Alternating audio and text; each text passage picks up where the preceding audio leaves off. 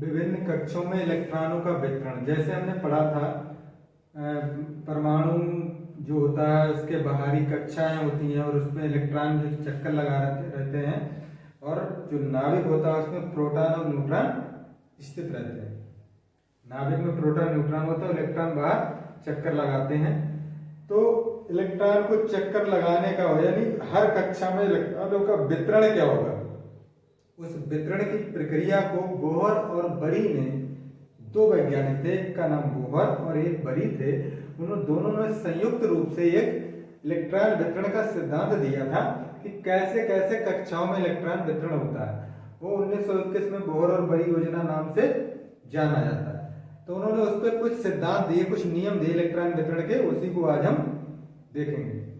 सबसे पहला उन्होंने इलेक्ट्रॉन सिद्धांत दिया कि भाई जो कोई मतलब किसी कक्षा में इलेक्ट्रॉनों की अधिकतम संख्या 2n स्क्वायर हो सकती है, और n बराबर यहाँ क्या है, कक्षों की संख्या। n बराबर क्या है, कक्षों की संख्या।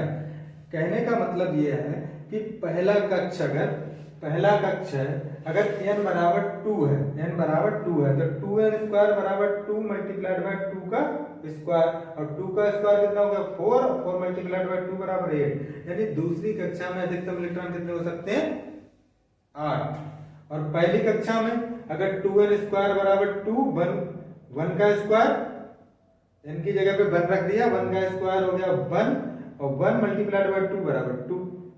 तो पहली कक्षा में 2 अधिकतम इलेक्ट्रॉन, दूसरी कक्षा में 8, तीसरी में 18 और चौथी में 32। इसी तरह से 2n स्क्वायर के अनुसार अधिकतम इलेक्ट्रॉन संख्या है ये।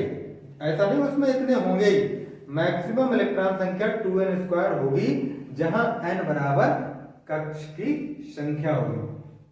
दूसरा क्या है, बाह्यतम कक्षा में अधिकतम इलेक्ट्रॉन 8 और उससे अंदर वाली कक्षा में अधिकतम इलेक्ट्रॉन 18 हो सकते हैं। सबसे बाह्यतम कक्षा में अधिकतम इलेक्ट्रॉन 8 और उससे अंदर वाली कक्षा में अधिकतम 18 इलेक्ट्रॉन हो सकते हैं। उसके बाद तीसरा नियम उन्होंने ये बताया कि आवश्यक नहीं है, क्या आवश्यक नहीं है, कि नियम 1 के अनुसार, नियम 1 क्या है, 2n स्क्वायर के अनुसार ही कक्ष की संख्या अधिकतम होगी। नियम 1 के अनुसार किसी कक्षा के इलेक्ट्रॉनों की संख्या नियम 1 के अनुसार पूरी हो जाने पर ही उसके बाद वाली कक्षा में इलेक्ट्रॉन जाएंगे।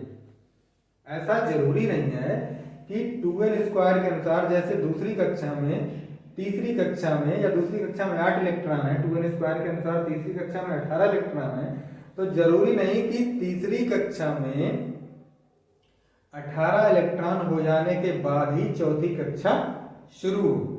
ऐसा नियम नहीं है, क्योंकि अंतिम से दूसरी कक्षा में, मतलब आखिरी कक्षा में 9 इलेक्ट्रॉन होने पर ही, आखिरी कक्षा में जैसे ही 9 इलेक्ट्रॉन हो जाएंगे उसके बाद भी अगली कक्षा आरंभ हो जाती है। 9 इलेक्ट्रॉन होने पर ही अगली कक्षा आरंभ हो जाती है।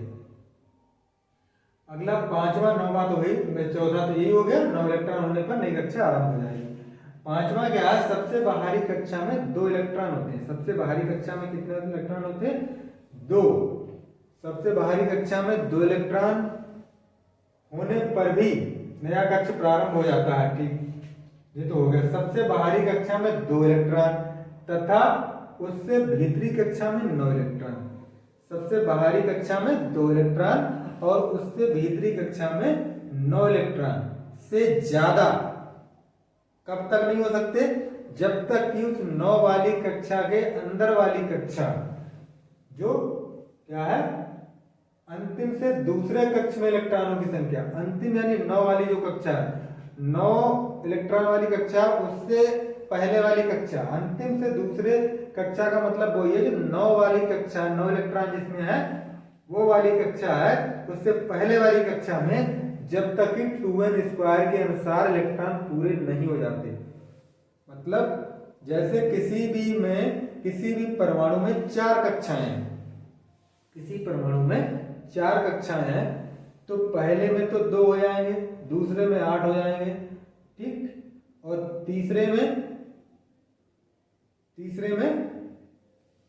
में जो होंगे 9 से ज्यादा है, तीसरे में 9 से ज्यादा है, और चौथे में 2 से ज्यादा है, जब तक नहीं होंगे जब तक दूसरे वाले में पूरे कक्षा 8 नहीं हो जाते, इलेक्ट्रॉन 8 नहीं हो जाते। इसी तरह अगर 5 कक्षाएं हैं, तो उसमें आखिरी वाले में 2, उससे पहले वाले में 9। जब तक 9 से ज्यादा और आखिरी में 2 से ज्यादा नहीं होंगे, जब तक 9 से पहले वाली कक्षा में कितने 2 8 18 इलेक्ट्रॉन नहीं हो जाते, जब तक उससे पहले वाली कक्षा में 18 इलेक्ट्रॉन नहीं हो जाते। यानी 9 से ज्यादा इलेक्ट्रॉन और उससे बाद वाली कक्षा में 2 से ज्यादा इलेक्ट्रॉन जब तक नहीं होंगे, जब तक कि उससे पहले वाली कक्षा 2n स्क्वायर के अनुसार कंप्लीट नहीं हो जाती। जैसे Fe हो गया 2 8 14 2। Fe का क्या होता है 2 8 14 2। ये कक्षा पूरी हो गई 8, तभी इसमें कहानी 9 से ऊपर बढ़ी। ये 2 हो गए, इसमें 9 से ऊपर कहानी अब बढ़ेगी। अब जब 18 हो जाएंगे तब, अब उसके बाद ये क्या है 2 8, ये हो गया, इसमें पूरा हो गया, अब 18 हो गया। अब यहाँ पे 1 आ रहा, अब इसके बाद 2 हो जाएगा, 2 के बाद 3 4 5 6, उसके बाद भी अगली कक्षा शुरू होगी।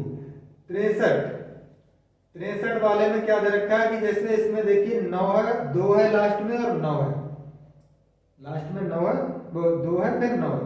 तो इस वाली कक्षा में जब तक इस वाली कक्षा में 32 इलेक्ट्रॉन नहीं हो जाएंगे, जब तक इस कक्षा में 32 इलेक्ट्रॉन नहीं हो जाएंगे, जब तक ये वाली कक्षा जो है यहीं पे रहेगी, 9 से ऊपर इसमें इलेक्ट्रॉन नहीं होंगे। उसके बाद कक्षों की संख्या जो होती है वो इलेक्ट्रॉनों पर निर्भर करती है। अगर हमारे 2 इलेक्ट्रॉन है तो एक ही कक्षा होगी, ऐसा नहीं हमारे 4 5 कक्ष के एलिमेंट जो दे रखा है तो सब में इतने ही कक्ष होते हैं, जितने इलेक्ट्रॉन उसी के अनुसार कक्षाएं होंगी। और जो अक्रिय गैसें होती हैं हमारी, वो सारी हीलियम को छोड़ करके बाकी neon, argon, radon, krypton, xenon, radon जितनी भी हैं, सारी अक्रिय गैसों के अंतिम कक्षा में 8 इलेक्ट्रॉन होते हैं। कितने होते हैं 8 इलेक्ट्रॉन, हीलियम को छोड़कर। हीलियम में 2 इलेक्ट्रॉन होते हैं, एक ही कक्षा होती है उसमें, तो उसमें 2 अंतिम कक्षा, अंतिम पहली वही है, 2 ही होते हैं उसमें।